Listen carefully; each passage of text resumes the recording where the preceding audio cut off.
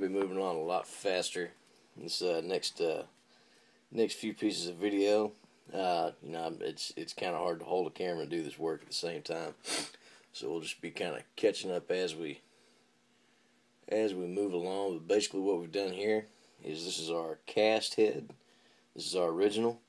Hopefully you can tell pretty quickly the difference between the sculpt on the head. We've actually removed all that hair, of course, up to the spit curl, and now we've gone back and sculpted it back to more of a movie accurate. I'm going to take the sculpted and cast head before I do any other work on it. I'm going to make a mold of it because this one's kind of sharp and I really don't want to lose it as an original. So I've glued it to a cardboard square, and that is going to suspend it inside the cup I'm going to be making my mold inside of. This guy right here.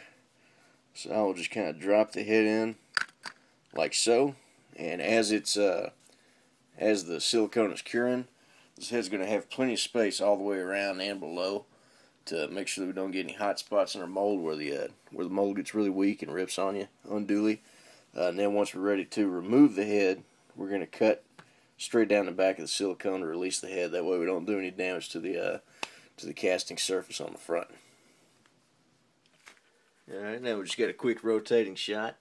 We've got the boot top sculpted on, the T-crotch area handled, upper torso. We're still going to do a little bit of work on the upper legs and lower torso right there in the six-pack area. Probably do a couple of rows of really fine clay right there, and then smooth them back down to just barely show a six-pack right there. It's off to a nice start. The backs of the boots will still be finished up later on.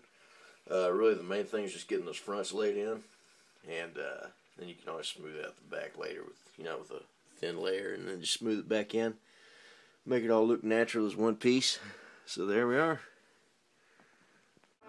Alright, we've got our new head cast curing, and now we've just got a little bit more sculpting done on the upper legs and the center of the torso.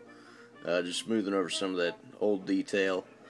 We're getting pretty close to having this body just about covered up in clay. It's starting to look pretty clean. Not seeing a lot of that comic book musculature we've been repeating over and over again. It's starting to clean up pretty good.